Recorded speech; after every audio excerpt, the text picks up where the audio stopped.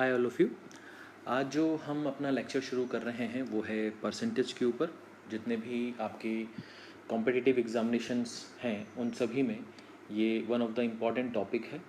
और ये topic important इसलिए भी है क्योंकि इस चैप्टर में जो भी न्यूमेरिकल्स हैं वो तो आपको आते ही हैं, बट इसका एप्लीकेशन दूसरे चैप्टर्स में बहुत है। जैसे कि कोई भी time and work, time and distance, या किसी भी न्यूमेरिकल की हम बात करें, नंबर सिस्टम की हम बात करें, ठीक है, सिंप्लीफिकेशन की बात करें, या एवरेज की बात करें, तो आप जो भी चैप्टर पढ़ेंगे उन सभी चैप्टरों में simple interest, compound interest, profit and loss, उन सभी चैप्टरों में आपको परसेंटेज का एप्लीकेशन दिखाई देगा। उसमें जो न्यूमेरिकल्स हैं जो पूछे जाते हैं उसमें कहीं ना कहीं परसेंटेज का एक इनपुट होता है कि उस क्वेश्चन को परसेंटेज के फॉर्म में पूछने का एक तरीका होता है। तो वहाँ पर जो परसेंटेज का जो कंसेप्ट है वो आपके लिए क्लियर होना चाहिए। अगर आपको परसेंटेज के बारे में कुछ पता नहीं है या आप उसके बारे में पूरी तरह से जानते नहीं हैं तो उस क्वेश्चन को करने में आपको थोड़ी बहुत डिफ़िकल्टी हो सकती है। आपको लगेगा यार मैं जो समझ रहा हूँ क्या वो सही समझ रहा हूँ, और अगर वो सही नहीं समझ रहा हूँ तो जो भी टाइम मैं यहाँ पर दे रहा हूँ वो तो टोटल वेस्ट हो जाएगा। तो इससे अच्छा है कि मैं कोई दूसरा क्वेश्चन अटैम्प्ट करूँ, और इसी चक्कर में आप बहुत सारे अच्छे और इजी क्वेश्चंस छोड़ देते हैं। ठीक है, तो हम अभी परसेंटेज पढ़ेंगे और परसेंटेज के बाद फिर प्रॉफिट लॉस, फिर सिंपल इंटरेस्ट, कंपाउंड इंटरेस्ट। तो ये जो 3 चैप्टर हैं ये लगातार हम पढ़ेंगे, और इन 3 चैप्टर में लगातार जो है वो आपको देखने को मिलेगा कि परसेंटेज का कितना ज़्यादा एप्लीकेशन है। उसके बाद फिर एवरेज और बाकी के चैप्टर्स भी हम शुरू करेंगे। ठीक है, चलिए। तो परसेंटेज बेसिकली क्या होता है? तो अगर मैं आपसे बात करूं कि भाई अगर किसी भी चीज़ में हमें कंपैरिजन करना है ना, किसी भी चीज़ में अगर हमें कंपैरिजन करना है कि भाई ए के पास कितना ज़्यादा पैसा है बी से, या ए के कितने ज़्यादा मार्क्स हैं बी से, है ना, या ए ने कैसे परफॉर्म किया बी के मुकाबले, तो आप कहीं भी जाओ, अगर आप ऑफिस में काम करते हैं या ऑफिस में जब आप काम करोगे तो आपका एक डाटा तैयार किया जाता है हर एक वर्कर का कि कौन कैसा काम कर रहा है। ठीक है, तो वो कौन कैसा काम कर रहा है वो किसी ना किसी से तो कंपेयर करेंगे ना, कि अच्छा हाँ ये इनके मुकाबले ये ज़्यादा अच्छे हैं, ये ज़्यादा एफिशिएंट हैं। तो यहाँ पर आपको देखना पड़ेगा कि यार यहाँ पर जो कंपैरिजन किया जाता है वो कंपैरिजन को शो करने का एक तरीका है परसेंटेज। ठीक है, अगर आप कोई एग्ज़ाम क्वालिफाई करते हो तो आपसे क्या पूछा जाता है कि कितने परसेंटेज थे आपके या कितने परसेंटाइल थे आपके, है ना। फॉर एग्ज़ाम्पल अगर हम बात करें एम टेक के लिए जो करते हैं, गेट की जो तैयारी करते हैं, गेट का जो पेपर देते हैं, उनके लिए परसेंटाइल शब्द यूज़ किया जाता है। ठीक है, तो यहाँ पर कहने का मतलब ये है कि परसेंटेज बेसिकली क्या है? परसेंटेज बेसिकली है कि for the comparison between the 2 और 3 और एनी क्वांटिटी। ठीक है, कितने भी टाइप के, कितने भी तरह के क्वांटिटी हो सकते हैं, उनके बीच में अगर आपको कंपैरिजन करना है तो उनके कंपैरिजन में आपको परसेंटेज का एप्लीकेशन यूज़ करना पड़ता है। ठीक है, तो इसको अगर सिंपल भाषा में लिखें तो या समझें तो हम ये लिख सकते हैं या बोल सकते हैं कि percentage tell us how large और small a quantity is as compare to some other quantity. ठीक है, क्या कहा मैंने कि percentage tell us how large और small a quantity is as compare to some other quantities. तो कोई भी क्वांटिटीज़ किसी दूसरी क्वांटिटी से कितनी बड़ी है या कितनी छोटी है वो हमें क्या बताता है? परसेंटेज बताता है। ठीक है, तो परसेंटेज जो है वो बेसिकली हमारे लिए क्या है? For the comparison. ठीक है, तो मैं यहाँ पर आपकी जानकारी के लिए अगर आप नोट्स बना रहे हैं तो बहुत अच्छी बात है, आप लिख सकते हैं कि it tells us how large और small a quantity is as compare to some other quantities. ठीक है, सम अदर क्वांटिटी या क्वांटिटीज़ एक से ज़्यादा भी हो सकती है। ठीक है, बात समझ में आई? तो परसेंटेज बेसिकली क्या है? For the comparison purpose. ठीक है, एक एलिमेंट है जिसका हम यूज़ करते हैं अगर किसी भी चीज़ों के बीच में अगर हमें कंपैरिजन करना है तो, ठीक है। तो अब यहाँ पर एक चीज़ आती है कि सर परसेंटेज कैसे निकाला जाता है, ठीक है। तो अगर मैं आपसे कहूँ कि अगर आपसे कोई बोले कि फॉर एग्ज़ाम्पल कि A is what percent of B, ठीक है, A is what percent of B, तो ए बी का कितना प्रतिशत है, ए बी का कितना प्रतिशत है। तो यहाँ पर एक की पॉइंट आप नोट कर लीजिए, ये की पॉइंट आपको न्यूमेरिकल में देखना चाहिए। अगर आप प्रैक्टिस कर लेंगे तो ये चीज़ आपको हमेशा याद रहेगी, बट अगर आप इनिशियल स्टेज पर हैं तो आपको अगर नहीं पता है कि कौन सी चीज़ डिनोमिनेटर में आएगी और कौन सी चीज़ न्यूमरेटर में आएगी, तो उसके लिए आपको पता होना चाहिए कि अगर किसी भी क्वांटिटी के आगे अगर ऑफ लिखा हुआ है या देन लिखा हुआ है तो वो चीज़ हमेशा कहाँ जाती है, डिनोमिनेटर में, ठीक है। जैसे कि यहाँ पर ये ऑफ लिखा हुआ है बी के आगे, या बी के आगे देन लिखा होता तो ये बी कहाँ जाता, डिनोमिनेटर में। मतलब न्यूमरेटर अपॉन डिनोमिनेटर, अगर कोई भी फ्रैक्शन है तो वो क्या होगा, न्यूमरेटर अपॉन डिनोमिनेटर के फॉर्म में होगा, है ना। तो डिनोमिनेटर में क्या जाएगा आपका, डिनोमिनेटर में जाएगा आपका जिसके आगे ऑफ या जिसके आगे देन लगा हुआ है, ठीक है सर। ये तो ठीक है, आपने बता दिया। आप इसको थोड़ा सा और सिंप्लीफाई करिए, समझाइए और क्या कर सकते हैं इसके साथ में। तो यहाँ पर बोल रहा है कि ए जो है वो बी का कितना प्रतिशत है। इसका मतलब ये हो गया कि ए अपॉन बी इंटू कितना, 100। ये बात समझ में आई, ठीक है। ये जो परसेंट होता है इसको बोलते हैं अपन परसेंट। तो परसेंट का मतलब क्या होता है, आउट ऑफ 100, ठीक है। परसेंट का मतलब क्या होता है, आउट ऑफ 100। तो इसका मतलब ये हुआ कि अगर किसी के साथ ये लगा हुआ है तो परसेंट का मतलब ये होता है पर सेंट, सेंट मतलब 100। तो इसका मतलब ये अगर परसेंट है तो इसको आप क्या लिख सकते हैं, 1/100 लिख सकते हैं। बात समझ में। तो अगर लिखा हुआ है 30% तो इसका मतलब ये है कि ये क्या लिखा हुआ है, 30/100 लिखा हुआ है। ये लिखा है 20%, इसका मतलब ये 20/100 लिखा हुआ है। तो ये लिखो या ये लिखो, बात एक ही। ये बात समझ में आई, 20/100 लिखो या 20% लिखो, बात एक ही है, ठीक है। अच्छा, तो सर ये तो चीज़ समझ में आ गई, बट यहाँ पर हम क्या कर रहे हैं, यहाँ पर हम परसेंटेज निकाल रहे हैं। तो परसेंटेज जब आप निकाल रहे होते हो तो किसी भी फ्रैक्शन को जब आपको परसेंटेज में कन्वर्ट करना हो तो आपने अगर सीखा होगा, तो अगर किसी भी फ्रैक्शन को अगर आपको परसेंटेज में कन्वर्ट करना है, ठीक है, तो आप उस फ्रैक्शन में क्या करते हो, उस फ्रैक्शन में इनटू क्या कर देते हो, 100 कर देते हो। समझ में आया, समझ में आया। अगर किसी भी परसेंटेज को आपको फ्रैक्शन में कन्वर्ट करना है, किस में कन्वर्ट करना है, फ्रैक्शन में कन्वर्ट करना है, ठीक है। तो यहाँ पर ये जो परसेंटेज है इसको आप क्या करोगे, अपॉन 100 कर दो, ठीक है। मतलब इसके नीचे 100 लगा दो तो वो चीज़ क्या बन जाएगी, फ्रैक्शन बन जाएगी, ठीक है। तो आई होप ये सब आपको आता होगा, तो इसके बारे में हम ज़्यादा बात नहीं करेंगे। हम बात कर रहे हैं कि सर अगर ये पूछा जाए कि A is what percent of B, ठीक है, तो ए बी का कितना प्रतिशत है, ए बी का कितना प्रतिशत है, ठीक है। तो फॉर एग्जांपल जैसे कि आपने कोई पेपर दिया, कोई एग्ज़ाम देने गए आप, कितने नंबर का पेपर था, 100 नंबर का, आपके कितने हैं, 50। तो आपके कितने आए, 50 आए। पेपर कितने का था, 100 का, तो आपके परसेंटेज कितने आए। तो आप क्या लिखोगे, आप लिखोगे 550/100 इंटू 100।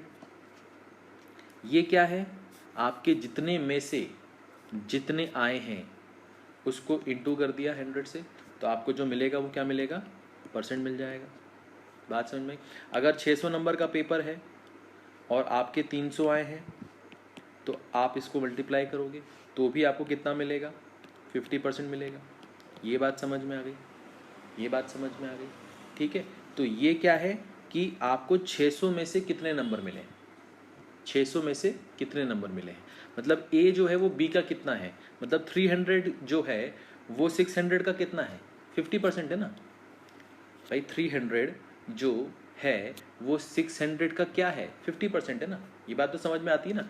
600 का 50% अगर बोलोगे तो क्या बोलोगे, 300। मतलब ए जो है, अगर इसको ए बोलें और इसको बी बोलें तो ए जो है वो बी का कितना है, 50% है।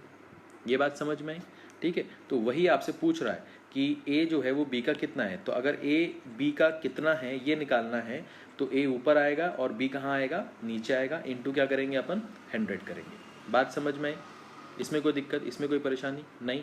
अच्छा, सिमिलरली अगर हम ये बोल देते कि b is what percent of a, अगर ऐसा कुछ लैंग्वेज में लिखा हो तो b is what percent of a, of a मतलब ए नीचे जाएगा, बी ऊपर आएगा, इनटू कितना हो गया, 100 हो गया। बात समझ में आ गई? इसमें कोई दिक्कत, इसमें कोई परेशानी नहीं। अच्छा, इसमें एक और चीज़ है। क्या चीज़ है कि भाई मान लीजिए ए कुछ है, बी कुछ है, तो ये जो क्वांटिटी है, ये जो क्वांटिटी है, ये क्वांटिटी या इसका जो मैग्नीट्यूड होगा उसमें से कोई एक ज़्यादा होगा, कोई एक कम होगा।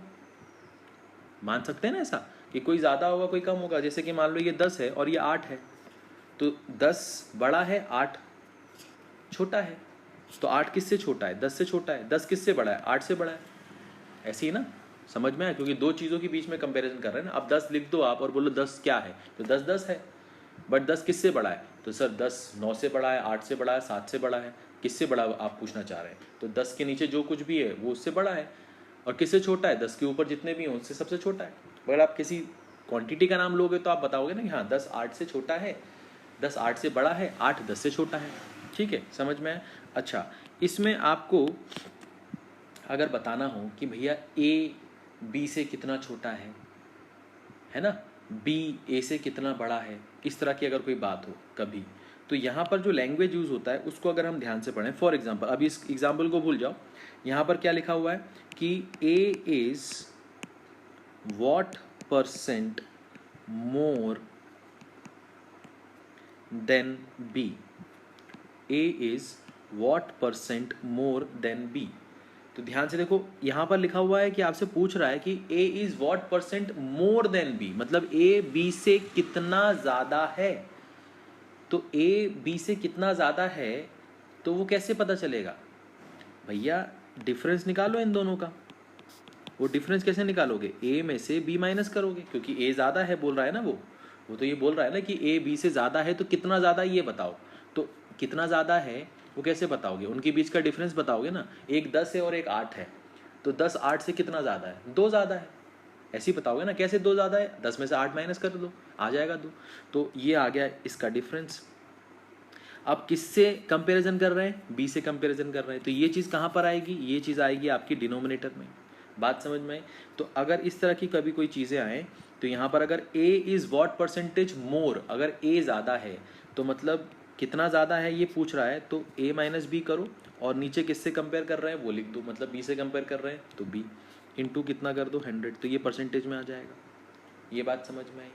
इसमें कोई दिक्कत, इसमें कोई परेशानी कि a is what percent more then b, तो a b से कितना ज़्यादा है तो a माइनस बी का डिफरेंस निकाल लो। इसको अपन ऐसे भी लिख सकते हैं कि डिफरेंस जो भी अमाउंट है वो लिखो अपॉन बी। अपॉन बी क्यों लिखा? क्योंकि देन लगा था, इनटू 100 कर दो। तो डिफरेंस क्या है? इन दोनों के बीच का डिफरेंस लिख दो, बात खत्म। समझ में आया? और डिफरेंस क्या लिखोगे? पॉजिटिव लिखोगे, नेगेटिव थोड़ा लिखोगे, है ना? समझ में आया? अच्छा, अब अगर कोई आपसे पूछे कि b is what percent less than a, अब ध्यान से देखो, अब ये a से कंपैरिजन कर रहे हैं। अब b is what percentage less than a, तो अभी भी जो डिफरेंस आएगा अभी भी वो कितना आएगा? a माइनस बी ही आएगा। समझ में आया? a माइनस बी ही आएगा। बट इस बार आप कंपैरिजन किससे कर रहे हो? a से कर रहे हो। तो यहाँ पर जो अब आपका जो आएगा वो आएगा a minus B upon a into 100। ठीक है, इसको दूसरे शब्दों में क्या लिख सकते हैं? Difference upon a into 100। तो मैंने अभी आपको पिछले स्लाइड में जो कहा था कि जो डिफरेंस है वो आपको हमेशा सिर्फ पॉजिटिव में लिखना है कि किसी भी दो क्वांटिटी के बीच में अगर कंपैरिजन हो रहा है, किस तरह का कंपैरिजन हो रहा है। एक तो कंपैरिजन हो रहा है कि ये इसका कितना प्रतिशत है, तो जो पहला वाला फॉर्मूला आपने पढ़ा कि भैया a b का कितना प्रतिशत है। समझ में आया? एक है कि भैया a b से कितना प्रतिशत बड़ा है या b a से कितना प्रतिशत छोटा है। समझ में आया? जैसे कि अब अगर इस चीज़ को हम ये समझें कि अगर a की वैल्यू 10 है और b की वैल्यू 8 है फॉर एग्जांपल, और आपसे पूछा जाए कि a is what percentage of b, a is what percentage of b, तो ए अपॉन बी इंटू 100 ऐसी होगा। तो ये कितना हो जाएगा 10/8 इंटू 100।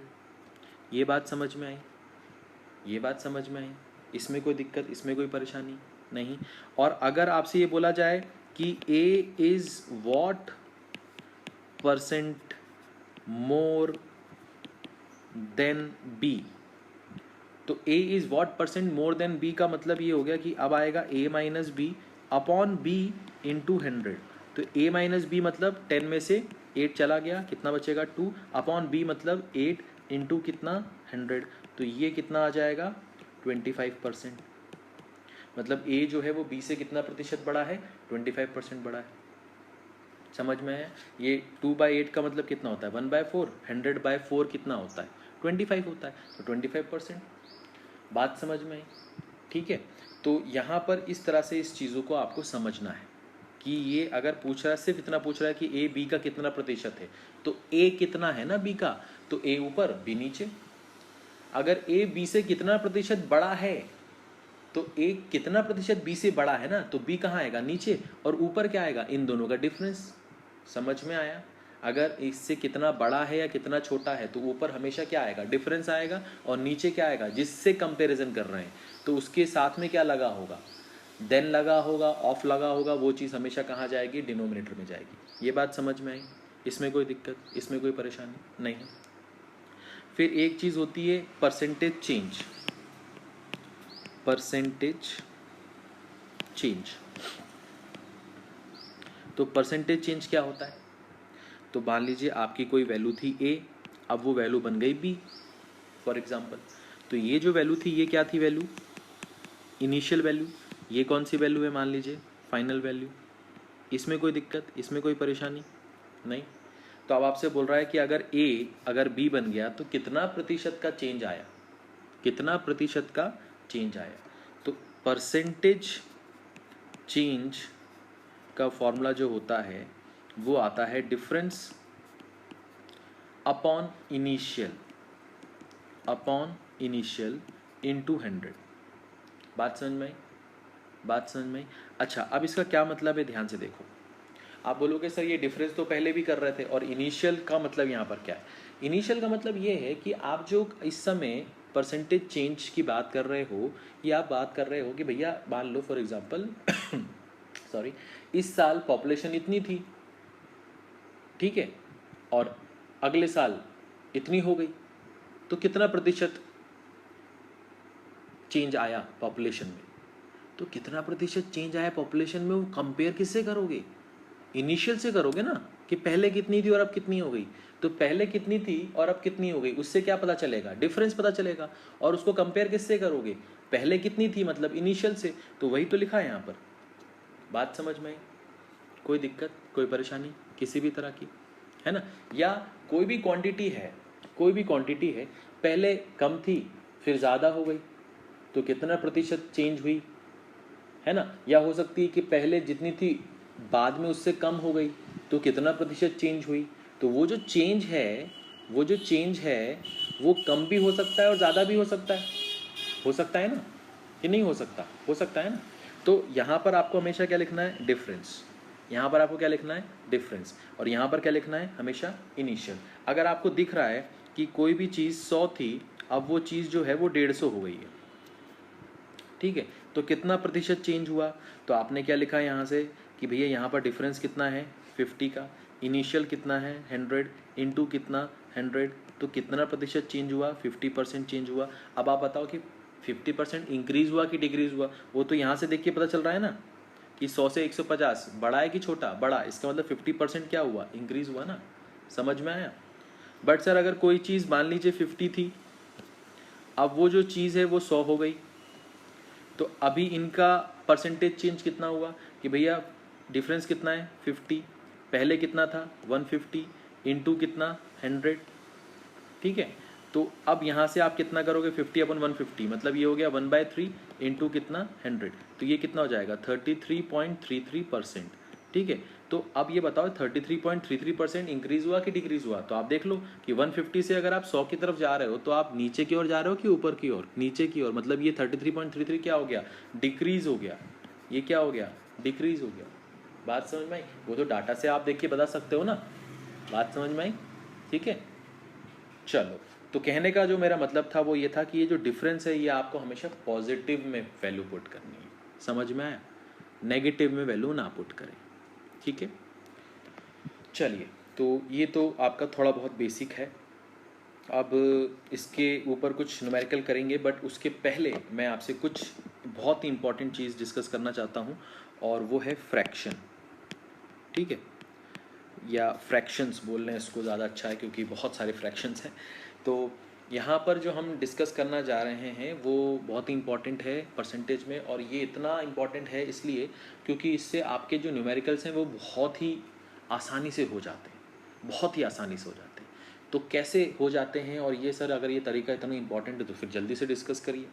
तो सबसे पहले अगर मैं आपसे बात करूँ कि अगर मैं मान लेता हूँ कि 1 जो है वो 100% है, ऐसा मान लें, कुछ इसमें कोई दिक्कत तो नहीं, ऐसा मान लें 1 जो है वो 100% के इक्विवेलेंट है, तो इस 1/2 की वैल्यू कितनी होगी?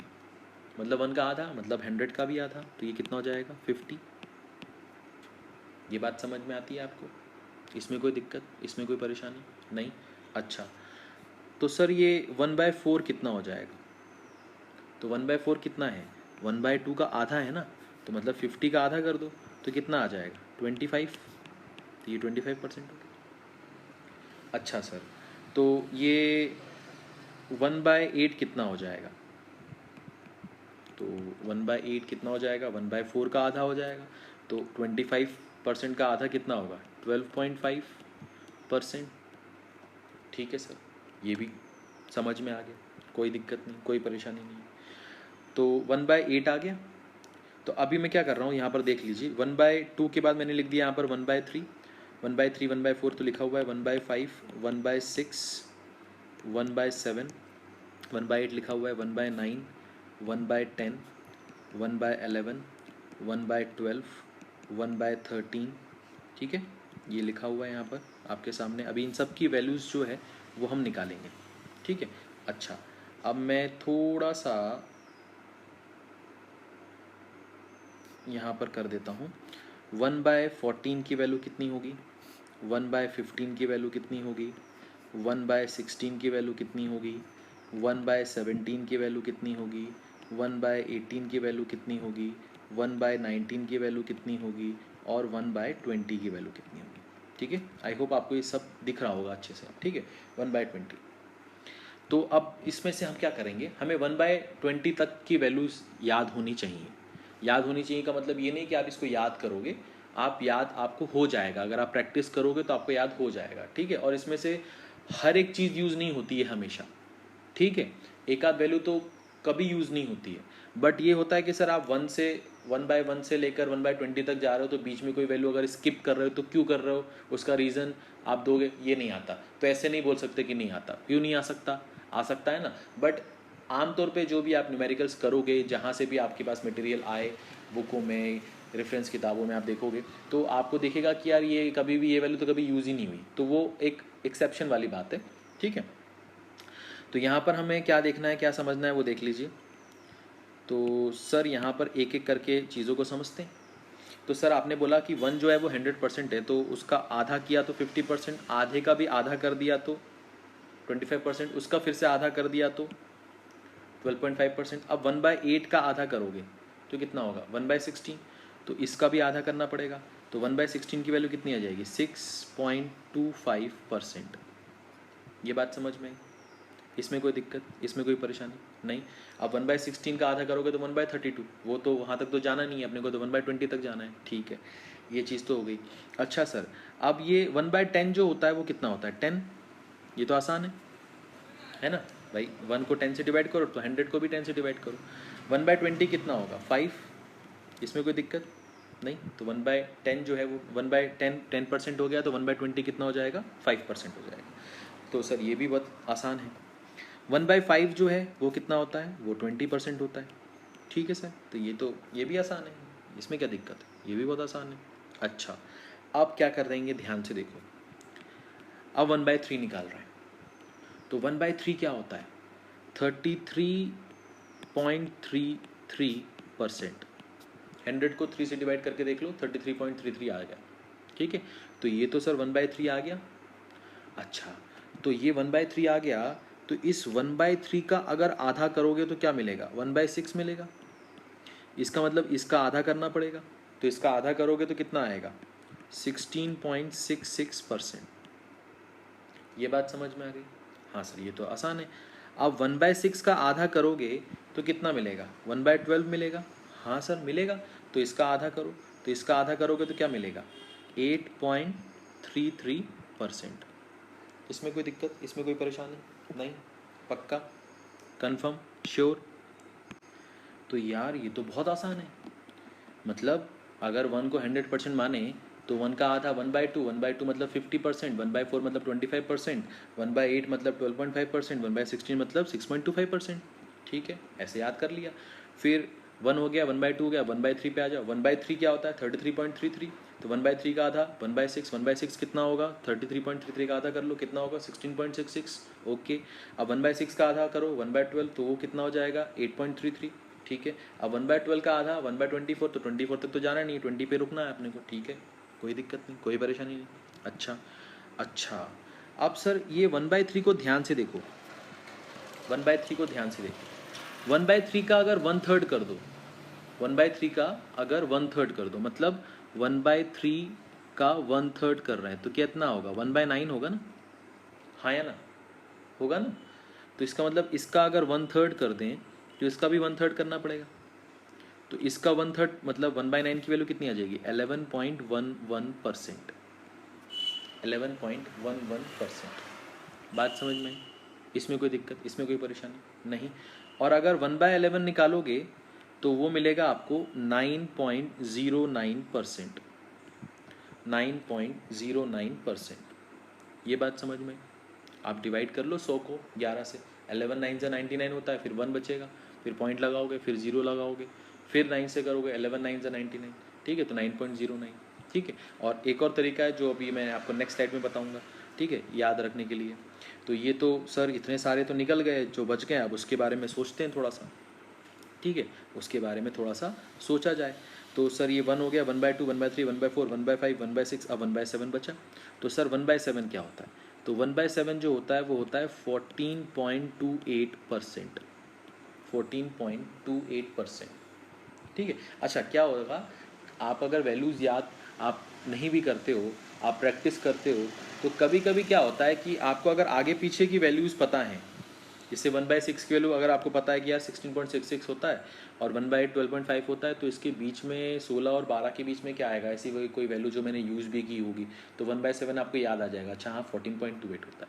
दूसरा 7 2 ज़ा 14 और 7 4 ज़ा 20, ऐसे याद कर लेना। ठीक है, अगर याद करना ही है कुछ तो ऐसे याद कर लेना कि सर 7 की टेबल में क्या आता है? 14 और 28 आता है ना, तो बस 1/7 का क्या होगा? 14.28 होगा।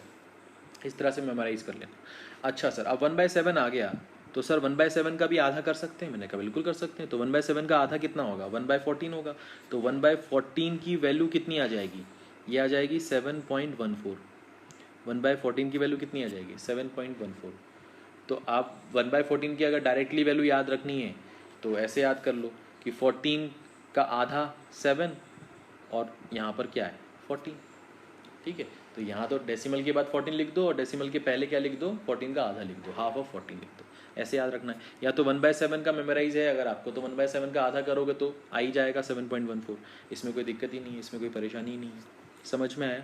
ठीक है, मुझे ऐसा लग रहा है कि ये जो इस बोर्ड पे जो भी मैं कर रहा हूँ थोड़ा सा मैसी हो रहा है, तो आप घबराइए मत, कॉन्सेंट्रेट करके रखिए। मैं इसको एक बार और अलग से भी इसको समझा दूंगा, बट अभी अपना ध्यान इस पर रखिए। ठीक है, और अभी आपके दिमाग में एक चीज़ चलनी चाहिए कि ऐसी कौन सी वैल्यू है जिससे मैं दूसरी वैल्यू भी निकाल सकता हूँ, क्योंकि उससे फ़ायदा ये होगा कि आपको कभी याद नहीं करना पड़ेगा। आपको अगर इनिशियल्स वैल्यू याद हैं तो उसी का 1/3, उसी का 1/5, उसी का 1/4 करते जाओ, आपको वैल्यू मिल जाएगी। जैसे कि 1/3 है आपके पास, तो 1/3 का अगर 1/4 कर दोगे, 1/3 का अगर 1/4 कर दोगे तो 1/12 की वैल्यू तो आप ऐसे भी निकाल सकते थे, मतलब 33.33 को 4 से डिवाइड कर दो तो भी निकल जाएगा, है ना?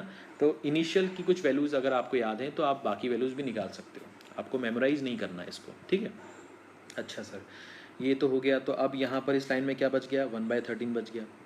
तो सर 1/13 कितना होता है? 1/13 होता है 7.69%। ठीक है, समझ में आया। 1/15 क्या होता है? तो 1/15 का एक तरीका है कि या तो 1/5 का जो 1/3 निकाल लो, या तो 1/3 का 1/5 निकाल लो, जो भी आपको आसान लगे। तो 1/5 ये है, इसका आसानी से आप 1/3 निकाल सकते हो, मतलब 20 को 3 से डिवाइड कर दो। 20 को 3 से डिवाइड करोगे तो आपको क्या मिलेगा? 6.66, है ना भाई। 3 6 18, फिर 2 बचेगा, पॉइंट लगा है 0, 3 6 18, फिर 2 बचेगा, है ना। तो ऐसे चलता जाएगा। तो 6.66%, ये बात समझ में आ गई। ठीक है, 1/17 कितना होता है? 5.88% होता है। 1/18 कितना होता है? 5.55% होता है। 1/19 कितना होता है? 5.26% होता है। ठीक है, तो ये जो मैंने अभी लास्ट में वैल्यू आपको पुट की है, 1/17, 18, 19, 13, ये ज़्यादातर यूज़ नहीं होती हैं। ठीक है, बट इसका मतलब ये नहीं है कि आप इसको टोटली अवॉइड कर दें, बिल्कुल भी नहीं है, है ना। मैं ये कहना चाह रहा हूँ कि जब आप कोई भी न्यूमेरिकल करेंगे, आप चाहे इस वीडियो में जो भी न्यूमेरिकल मैं आपको सॉल्व करा रहा हूँ, या कोई रेफरेंस किताब से, कोई नोट्स आप पढ़ रहे हैं, तो आप ये चीज़ ऑब्जर्व करना चाहें तो ऑब्जर्व कर सकते हैं कि 1/13 और 1/17, 18, 19 ये वैसे तो आमतौर पे ये नॉर्मल क्वेश्चनों में नहीं पूछे जाते हैं, है ना। अब ये अलग बात है कि अब हम वीडियो में ऐसी बातें डिस्कस कर रहे हैं तो हो सकता है कि अब आना शुरू हो जाए, मगर नॉर्मली ऐसा नहीं होता है। और मैं बिल्कुल भी नहीं कहूँगा कि आप इसको पढ़ें नहीं, इसको याद ना रखें, बिल्कुल याद रखें। और आप इतने बड़े कॉम्पिटिटिव एग्जामिनेशन की तैयारी कर रहे हैं, तो ये तो छोटी छोटी चीज़ें हैं जिनको आपको ध्यान रखना है, और छोटी छोटी चीज़ों पे ही ध्यान रखेंगे तो ही कॉम्पिटिटिव एग्जामिनेशन में अच्छा कर सकते हैं। ठीक है, अच्छा, तो सर ये तो मेरे ख्याल से सारी वैल्यूज़ आ गई, इसमें तो मुझे लगता नहीं कोई प्रॉब्लम है।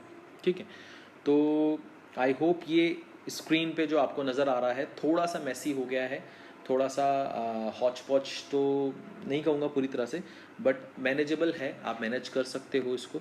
ठीक है, मैं बस ये चाह रहा था कि एक ही स्क्रीन पे सारी वैल्यूज़ आ जाए ताकि आप इसको कंपेयर कर सको, है ना। अच्छा, तो सर ये सिर्फ इतनी वैल्यू याद कर लेंगे तो काम हो जाएगा? मैंने कहा याद नहीं करना है, मैं अभी भी बोल रहा हूँ याद नहीं करना है, आप प्रैक्टिस करो, आपको अपने आप याद हो जाएंगे। ठीक है, बट सिर्फ इतनी ही वैल्यू नहीं है, इससे भी ज़्यादा वैल्यूज़ हैं, बट वो वैल्यूज़ हमें याद नहीं करनी है ना, उसको हमें मेमोराइज करना है, हमें उसका सिर्फ बेसिक ध्यान देना है। कैसे ध्यान देना है? जैसे कि मान लीजिए आपने अभी क्या पढ़ा, 1/3 पढ़ा, तो 1/3 आपने क्या पढ़ा? 1/3 पढ़ा आपने 33.33%, यही पढ़ा आपने? हाँ पढ़ा सर। तो आपसे पूछ सकता है कि 2/3 क्या होता है, तो 2/3 क्या होगा? इसमें 2 से मल्टीप्लाई कर दो, मतलब 66.66%। ये बात समझ में आ गई? इसमें कोई दिक्कत, इसमें कोई परेशानी? या 1/3 का कोई भी फ्रैक्शन पूछ सकता है, 4/3, 5/3, है ना, समझ में आया? इसमें कोई दिक्कत? जैसे कि आपने 1/4 पढ़ा, तो 1/4 कितना पढ़ा? 25% पढ़ा। तो 3/4 कितना होता है? 3/4 सर फिर कितना होगा? इसमें 3 से मल्टीप्लाई कर दो, तो ये कितना हो जाएगा? 75%। समझ में आया? अब 1/5 आपने पढ़ा, कितना होता है? 20% होता है। तो अगर कोई बोले कि बताओ 2/5 कितना होगा, तो 2/5 कितना होगा? इसमें 2 से मल्टीप्लाई करो, 40%। 4 से मल्टीप्लाई कर दो तो 4/5 हो जाएगा, तो ये कितना हो जाएगा? 80%। बात समझ में आई? इसमें कोई दिक्कत, इसमें कोई परेशानी नहीं? पक्का? अब आपने जैसे 1/9 पढ़ा, तो 1/9 क्या पढ़ा था? 11.11%।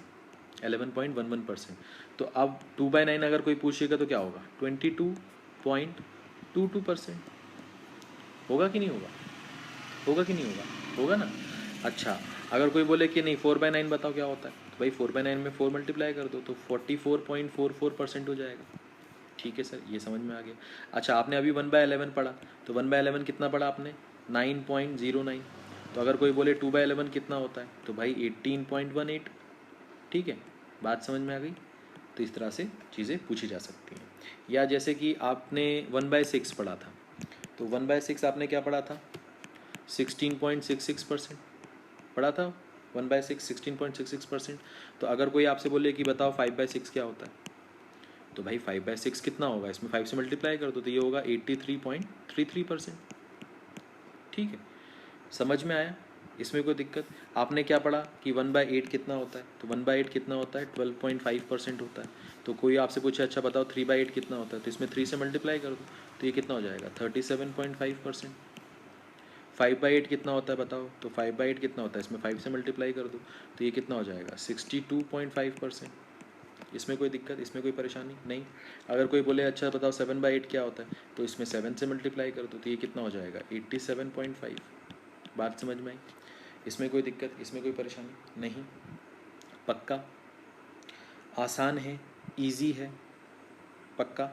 अच्छा, तो कहने का मतलब ये है कि ये सारी वैल्यूज़ जो हैं इनका जो बेसिक है वो ये इस वाली शीट पे आपको दिख रहा है, इस वाली जो बोर्ड है या आपकी स्क्रीन है इस पे आपको दिख रहा है।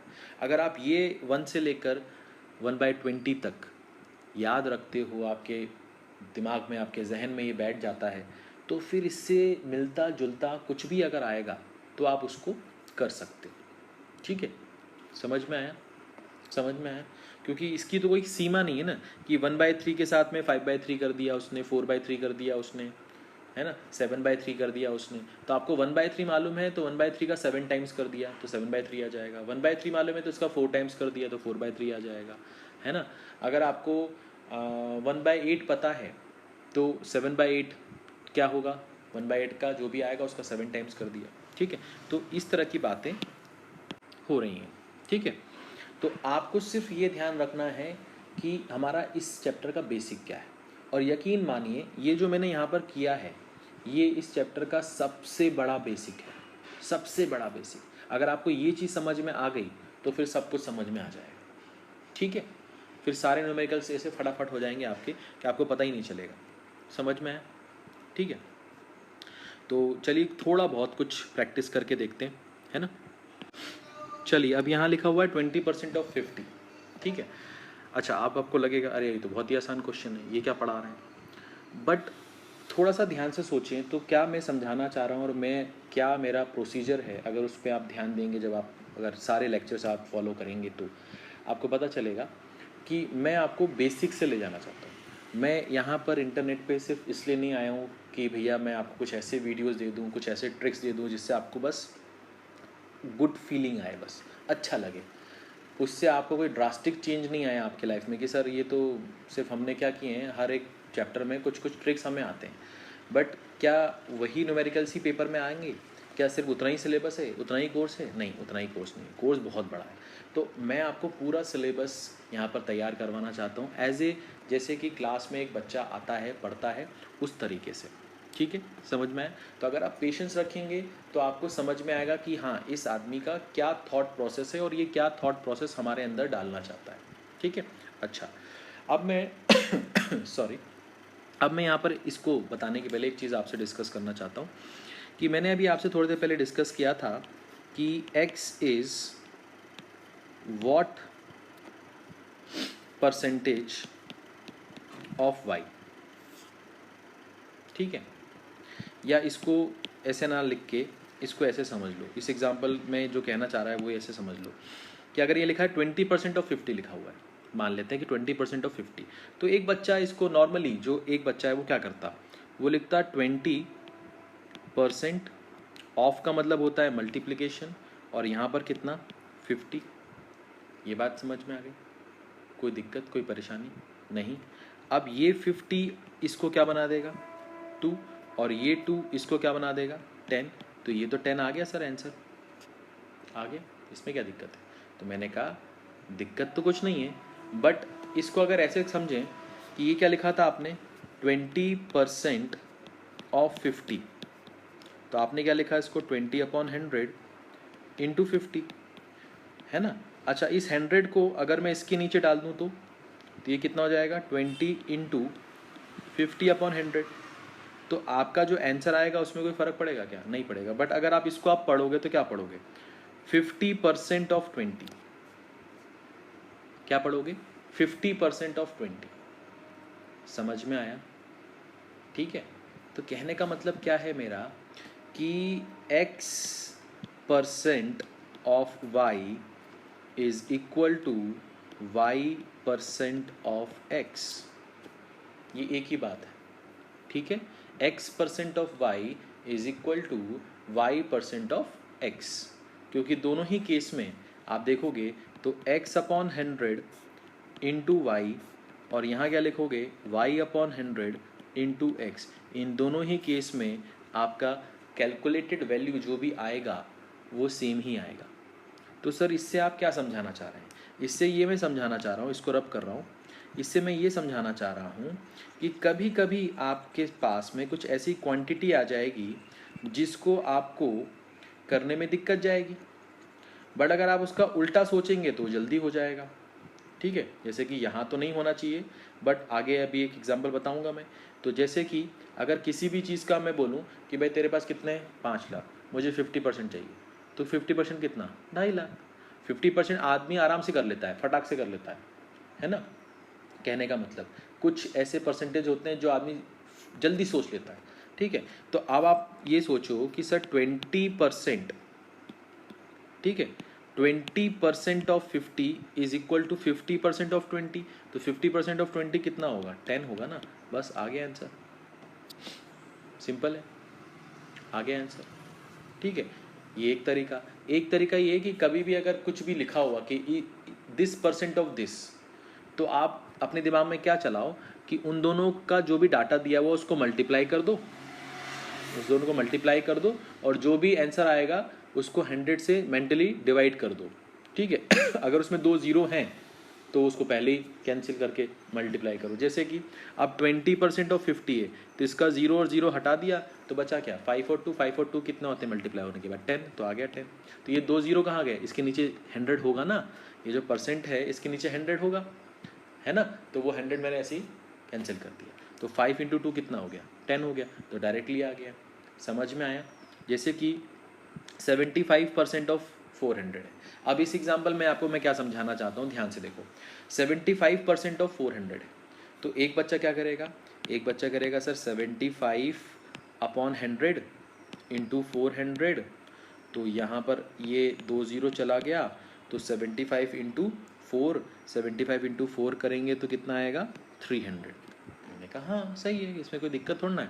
मगर अगर इसको ऐसे सोचो कि 75 में अगर उसको फ्रैक्शन में सोचो, तो फ्रैक्शन में क्या होता है 75%, अगर आपको याद हो तो 1/2 था आपका 50%, 1/4 था आपका 25% था। अब अगर इस 1/4 को मैं 3 से मल्टीप्लाई कर दूँ तो 3/4 हो जाएगा, और ये क्या हो जाएगा 75% हो जाएगा।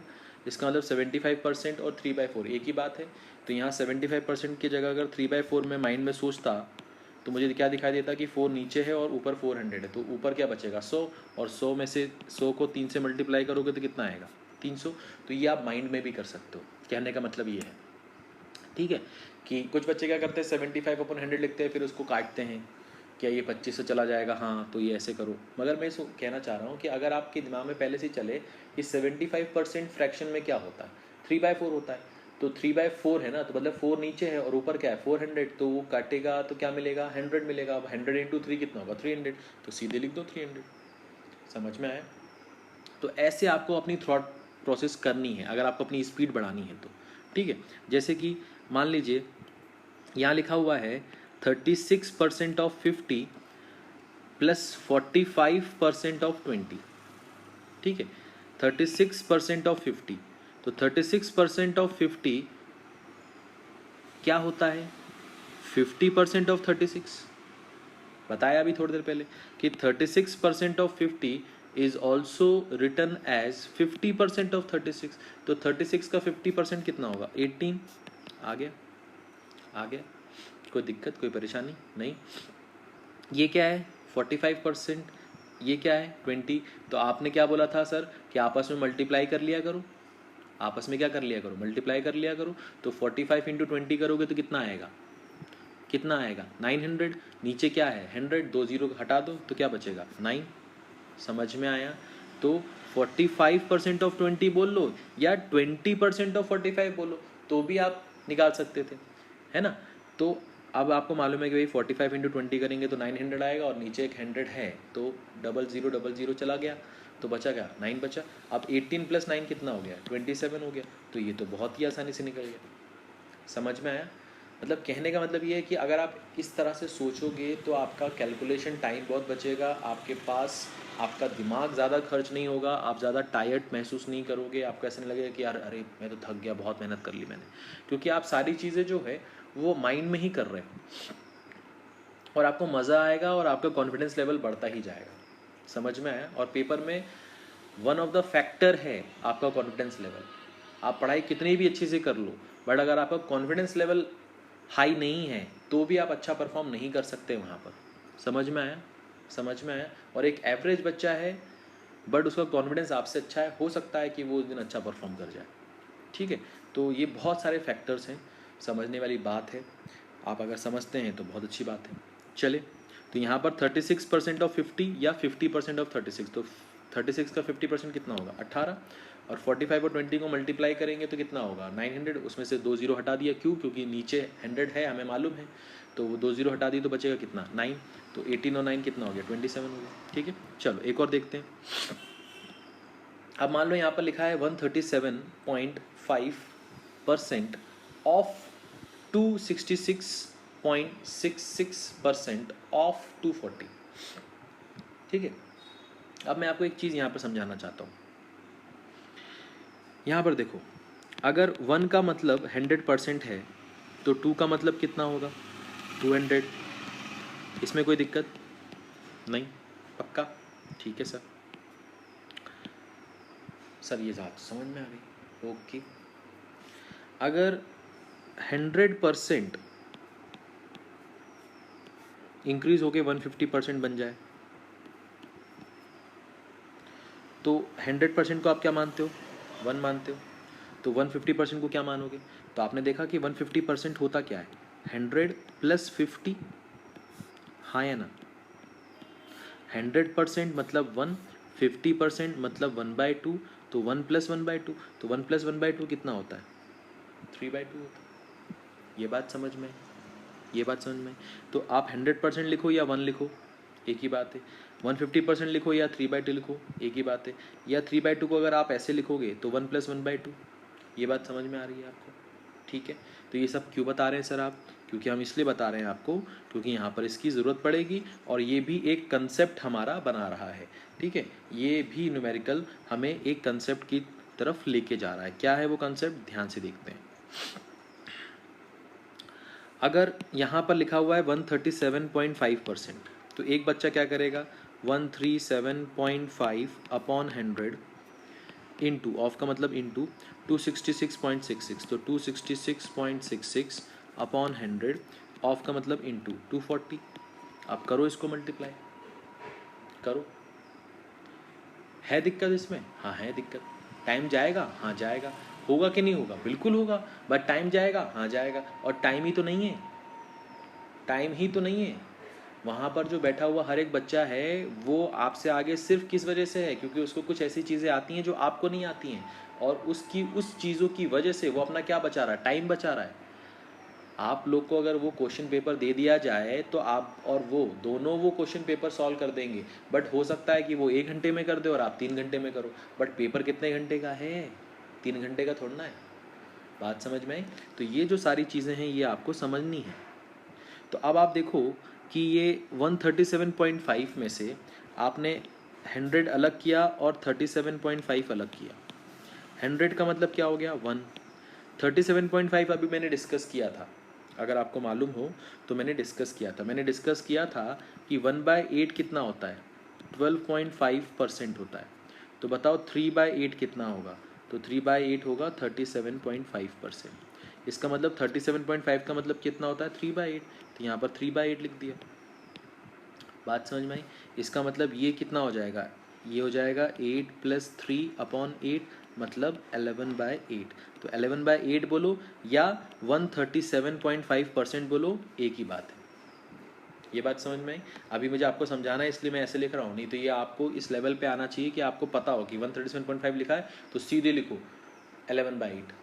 माइंड में चलना चाहिए कि 1 प्लस 3/8 मतलब 11/8। हाँ ये हो गया। ठीक है, 150% मतलब 1 प्लस हाफ मतलब 3/2। हाँ समझ में आ गया।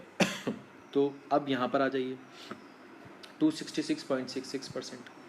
तो 266.66% है, तो इसकी जगह मैं अभी क्या लिख रहा हूँ ध्यान से देखो। इसकी जगह तो मैंने लिख दिया ये 11/8। इसमें कोई दिक्कत, इसमें कोई परेशानी नहीं। अब क्या कर रहे हैं अपन? ध्यान से देखो। अब 266.66% था, तो 266.66% को मैंने लिखा 200 प्लस 66.66%।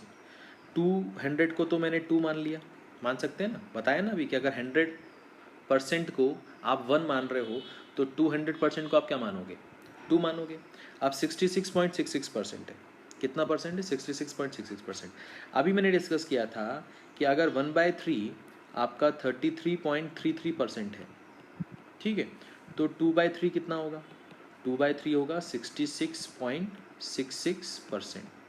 तो इसका मतलब 66.66% कितना है, 2/3 हो गया। तो इसका मतलब ये जो है ये परसेंट है, ये जो है ये परसेंट है। तो 266.66% इज इक्वल टू, ये एलसीएम लोगे तो कितना होगा, 8/3, ठीक है, 3 2 6 प्लस 2 8/3। तो आप 266.66% बोलो या 8/3 बोलो, एक ही बात है। इसका मतलब ये हो गया कि इसकी जगह पर क्या आ जाएगा, इसकी जगह पे आ जाएगा 8/3। ये बात समझ में आई, इसमें कोई दिक्कत, इसमें कोई परेशानी नहीं, पक्का। अब ध्यान से देखो क्या करेंगे। अब ये 8 और 3 कितना हो गया, 24। इस 24 को क्या बना देगा, 10, समझ में आया। और 8 इंटू 11 88, 88 इंटू 10 880, तो ये आ गया आपका 880। तो आप देखो कितने आसानी से आपने कर दिया इसको। अब आपको ऐसा लग रहा होगा सर ये इतना टाइम तो गया, मगर ये टाइम नहीं गया, ये हमने सीखा है।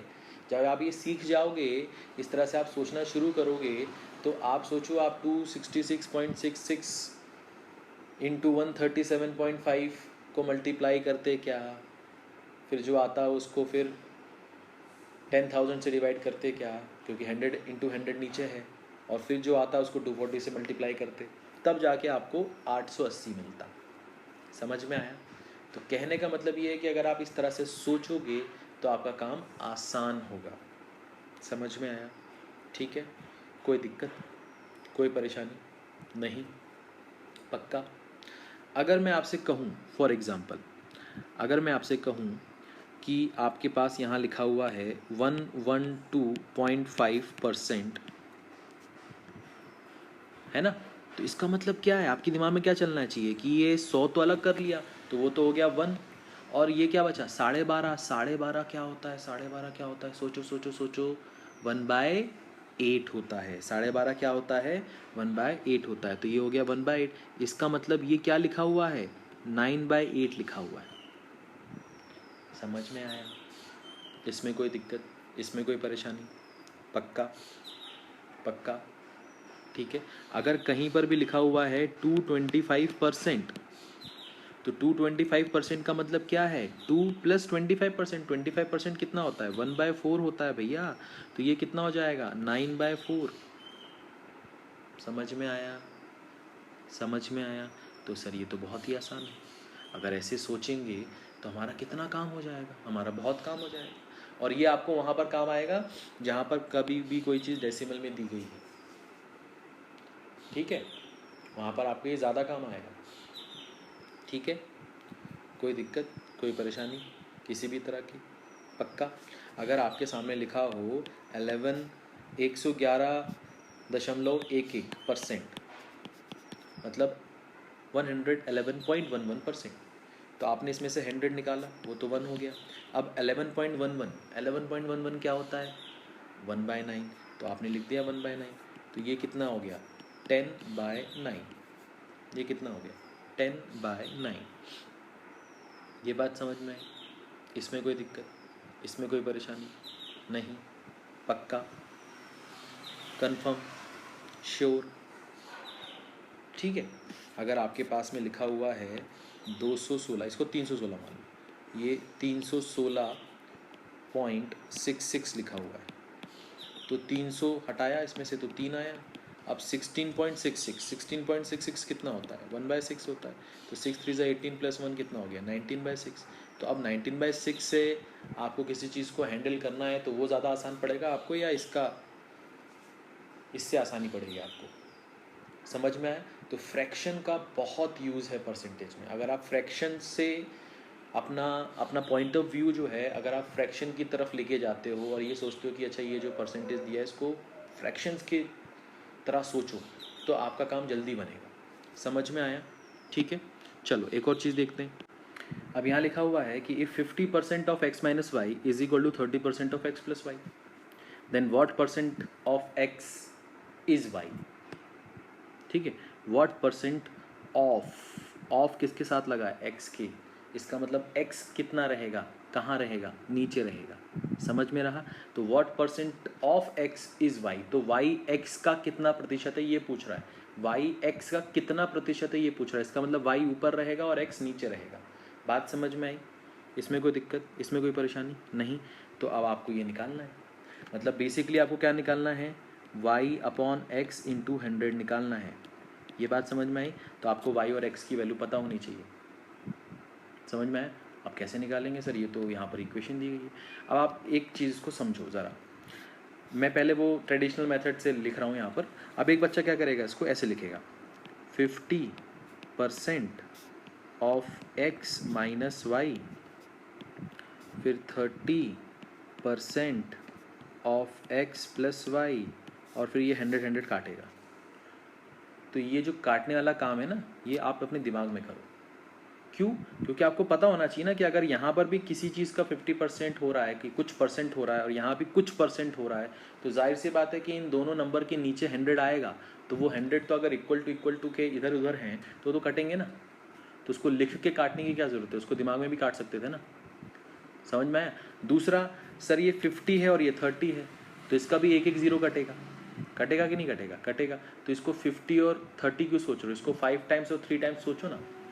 समझ में आया? कहने का मतलब ये है कि ये जो लिखा हुआ है, ये लिखा हुआ है 5x माइनस वाई, ये लिखा हुआ है 3x प्लस वाई। समझ में आया? और ये चीज़ अगर आपने दिमाग में कर ली तो आप डायरेक्टली ये लिखोगे, या तो ये भी लिखने की ज़रूरत नहीं है। वैसे कैसे, बताता हूँ। अगर आप माइंड में सोच सकते हो कि यार ये 5x इधर है और ये 3x इधर है, और ये दोनों क्या हैं, प्लस में है, तो बड़े के पास छोटे को भेज दो। तो 5x में से 3x जाएगा, कितना बचेगा, 2x। ठीक है, और ये कितना है, 3y, ये कितना है, -5x। अब -5x तो छोटा है, तो छोटे को बड़े की तरफ भेज दो। तो -5x उधर जाएगा, 3y -5y 3y के पास जाएगा, तो कितना बनेगा, 8y बनेगा। तो ये बन गया 8y। समझ में आया? इसमें कोई दिक्कत, इसमें कोई परेशानी नहीं? अपने को क्या चाहिए, अपने को क्या चाहिए, y अपॉन एक्स चाहिए। इसका मतलब 2/8 इज इक्वल टू कितना, y अपॉन एक्स, यही होगा। और y अपॉन एक्स इंटू 100 करना था, तो इंटू 100 कर दो, तो ये आ गया आपका आंसर। अब 2/8 कितना होता है, 1/4। 1/4 ऑफ 100 कितना होता है, 25%। इसका मतलब इसका आंसर कितना आएगा, 25% आएगा। बात समझ में आई? कहने का मतलब ये है कि अगर किसी भी चीज़ का लिखा हो परसेंटेज, जैसे कि मान लो अगर यहाँ पर लिखा होता कि भाई 30% of x is equal to 40% of y, तो भाई ये लिखा है 3x is equal to 4y। सीधी सी बात है, यहाँ से ये 0 0 काटोगे ना बाद में, और यहाँ नीचे जो 100 आएगा वो भी काटोगे, तो जाहिर सी बात है ये क्या लिखा हुआ है, 3x, ये क्या लिखा है, 4y। बस ये बात आपको समझनी है, ये बात आपको समझनी है। अगर आप इतने तेज़ी से दिमाग चलाओगे तो ही आपका काम बनेगा। ठीक है, तो यहाँ पर जो लिखा था वो क्या लिखा था, 50% ऑफ x माइनस वाई, और यहाँ लिखा था 30% ऑफ x प्लस वाई। तो आपके दिमाग में क्या चलना चाहिए था कि इसके दोनों के नीचे 100 है, वो कटेगा, हाँ कटेगा, ये 0 0 कटेगा, हाँ कटेगा, तो ये क्या बनेगा 5x, और ये क्या बनेगा 3x। तो 5x में से 3x गया तो कितना बचेगा 2x। ये कितना बनेगा -5y, ये कितना बनेगा +3y। तो 5y को उधर भेजोगे तो ये कितना हो जाएगा 8y। ठीक है, तो ये x इज इक्वल टू कितना बनेगा 4y।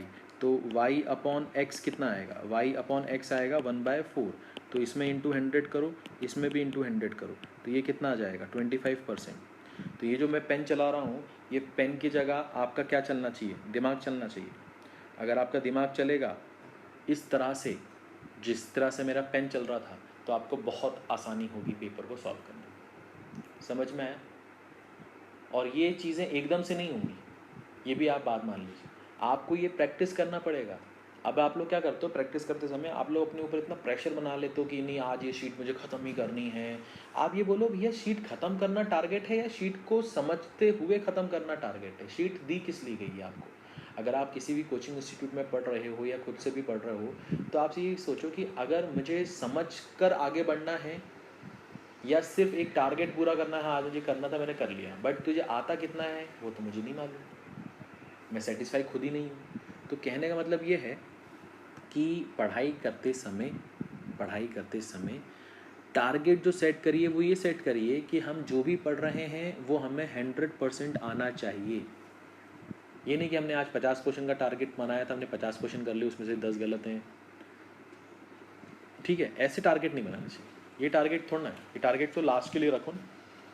अभी तो जब सीखने का टाइम है, जब आपको सीखना है तब आपको यहाँ पर ये सीखना है कि भैया मुझसे तो क्वेश्चन को कैसे बनता है पहले वो करो, उसको स्पीड से करना है।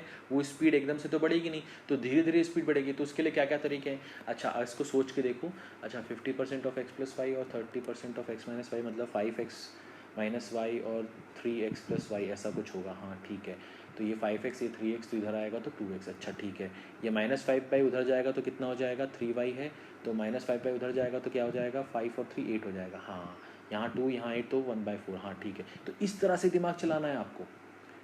अगर इस तरह से दिमाग चलाओगे ना तो आप बहुत सारे क्वेश्चंस को ऐसे रीड करते ही कर लोगे। और ये सबसे इम्पॉर्टेंट चीज़ है, सबसे इम्पॉर्टेंट चीज़ है पेपर में, किसी भी कॉम्पिटिटिव एग्जामिनेशन में अगर आप दिमाग से ज़्यादा यूज़ लेते हो, ठीक है, तो आप वहाँ पर लोगों को कंपटीशन दे सकते हो। समझ में आया? ठीक है, तो आई होप आपको ये चीज़ समझ में आई होगी। एक और न्यूमेरिकल देखते हैं। यहाँ लिखा हुआ है कि 40% of 60% of 3/5 of A number, कोई नंबर है उसका 40% उसका 60% of 3/5 of A number is कितना? 504। ठीक है, तो बताइए कि उस नंबर का 25% ऑफ 2/5 कितना होगा? तो यार ये तो बहुत सारे ऑफ हैं, बहुत सारे मल्टीप्लिकेशन हैं। तो इसको अगर लिख के देखें तो ये क्या लिखा हुआ है? 40%, तो एक बच्चा लिखेगा इसको 40/100, फिर एक लिखेगा इसको 60/100, फिर एक लिखेगा इसको 3/5, और ये कोई नंबर है, ये नंबर किसके बराबर है? 504 के बराबर है, ऐसा लिखा हुआ है। आपसे बोल रहा है कि ये जो नंबर है इसका आपको क्या निकालना है? 25% ऑफ 2/5, मतलब आपको जो निकालना है वो ऐसा कुछ है, 25% ऑफ 2/5 ऑफ ए, आपको ये निकालना है। समझ में आया? आपको ये निकालना है। तो यार ये तो कैसे निकालेंगे? तो एक बच्चा क्या करेगा, सबसे पहले तो ए निकालेगा, फिर उस ए की वैल्यू यहाँ पर पुट करेगा, ठीक है, उस ए की वैल्यू यहाँ पुट करेगा। तो ठीक है, ऐसा भी कर सकते हैं, करने को तो कुछ भी कर सकते हैं। एग्जामिनेशन फॉर्म के पैसे किसने भरे? आपने भरे, तो चॉइस किसकी? आपकी, है ना?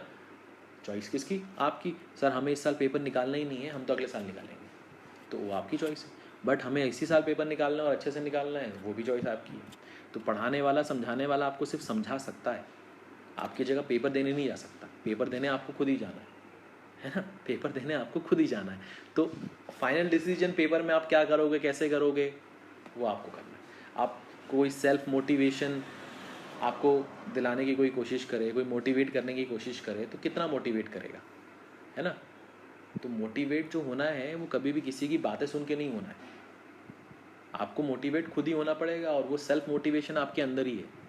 ठीक है, ये प्रवचन और ये जो मोटिवेशनल स्पीकर्स हैं आजकल, उनकी बातें आप सुनोगे तो आपको अगर थोड़ा सा भी दिमाग है, क्योंकि जो लोग भी वहाँ जाते हैं मैं नहीं मानता कि उनके पास दिमाग है, क्योंकि अगर आपके पास थोड़ा बहुत भी दिमाग है तो वो लोग ऐसी कोई बात नहीं बोलते हैं जो आप लोग को नहीं मालूम है।